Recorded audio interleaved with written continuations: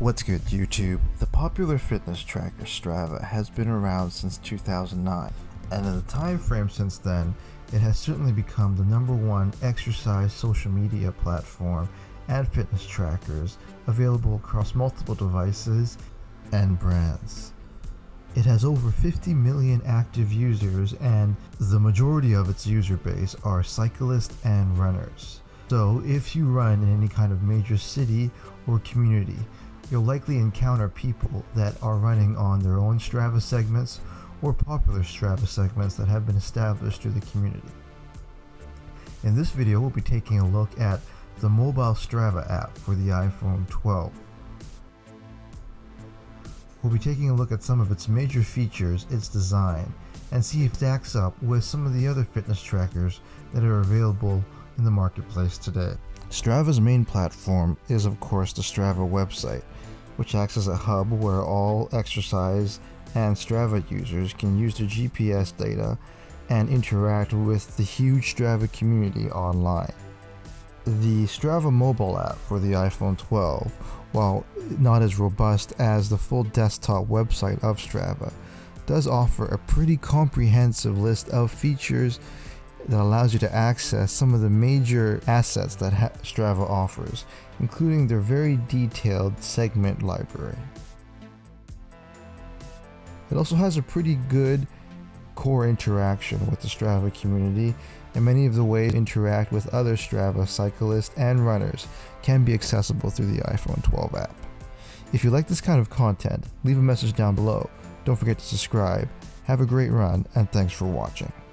Strava is certainly a very nice looking app, and it's had time over the years to refine its user interface design. Strava, I would say, has probably the most comprehensive route and app system of all the running trackers out there, and it really is quite a joy being able to find your city and find all these very detailed maps with specific segment information that other Strava users have previously ran or cycled on. Scrolling through the maps and the menus is very smooth, and it's quite easy to start a run and read your metrics while you're in the middle of a run as well. I would say only the Nike Run Club app out of all the fitness tracker apps that I have used has a nicer looking design than the Strava app. Plus you get the Strava Orange, and this is also a matter of taste as well. The app is very intuitively laid out in 5 categories, with of course the run tracking and exercise tracking in the middle. It's easy to select what kind of exercise that you want to do and start your exercise and tracking, and from there the navigation to pausing your exercise and also viewing your stats is very good looking and easy to use as well. Strava really leverages its dense and populated community to gain data on specific run routes and cycling routes all over cities all over the world, called Strava segments. Here, in your given city, you'll be able to find detailed information on specific routes that boil down to distance, grade, and other metrics that make it really useful for planning your runs. On top of this, for a given segment, there's leaderboards and other community aspects that you can use to gain even further information on how some other runners in your community are doing on a specific segment. It's really quite incredible how, for a given route in a specific city, there's groups of people that are trying to accomplish the same thing. You can track your time and pace versus the time and pace of other people in the area, and this really helps in terms of mapping out your own goals that are realistic for the segment and also in comparison with other runners in the area. So if you're looking to get to know your city better or looking to find some better running routes in your area, you can do this all through the iPhone Strava app, as it's all organized very neatly in the Explore option and segments in the Strava app on iOS. As for the actual tracking itself, the readouts from the Strava app that include time, average speed, and distance are actually very easily read on the heads-up display on the app. It's probably one of the most biggest and easy to read readouts that I've seen on a fitness tracker. Strava, of course, has an extensive network of segments that track your GPS movements during your exercise, and I found this to be highly accurate and very useful to match up with other segments established by other Strava runners. The fact that I can sync up my individual metrics with specific parts of the segment makes it a really compelling option for people trying to improve their speed and distance over a specific segment. And this was very easy for me to measure and accomplish using the iPhone 12 Strava app, as everything was automated, as I just simply stuck to a specific segment and all the metrics were taken care of for me. The base metrics that are tracked by Strava are distance, average pace, moving time, elevation, and also your max elevation.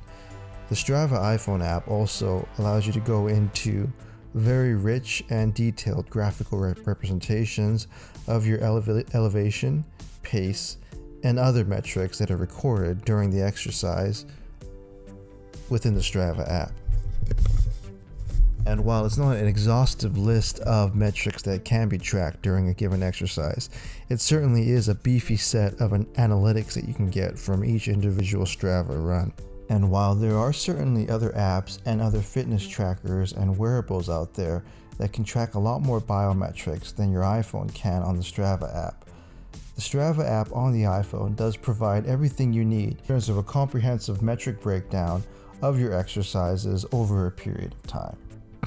Overall, if you're a beginner to moderate runner, you should have everything you need within the Strava app to track your progress and make your own goals. In the same way, the Challenges tab of Strava allows you to participate in specific challenges in your community. These really help push yourself and are a really creative way of getting together with your community and mapping out some of the best run routes and challenging everyone in the community to complete these run routes over a specific period of time and distance. The badges and trophies that you get along these challenges are really quite motivating, in my opinion, as it really feels that you're connected with the community and you're progressing with the community when you complete these challenges. It's really when you put these challenges and the segments and also the maps within the scope of the entire Strava platform where the full value of Strava really comes through, as just the sheer amount of other enthusiasts and people exercising on Strava makes the social media aspect of this app undeniable. So is this Strava app on the iPhone for you? Well, it depends. The answer is likely yes. If you're a beginner to moderately advanced runner that doesn't need an exhaustive list of biometrics in their fitness tracker on their phone, then Strava will provide everything you need in order to track your progress, both in terms of your own personal progress and how you stack up against the community. There's nothing better than the Strava community on the market today in terms of a robust social media platform that allows you to interact, compete, and collaborate with other exercise enthusiasts in your area. So, the Strava app on the iPhone is probably the best gateway into the largest social media exercise platform on the internet. What do you think? Do you think there's other competitors available that offer what Strava do? Leave a message down below. Don't forget to subscribe. Have a great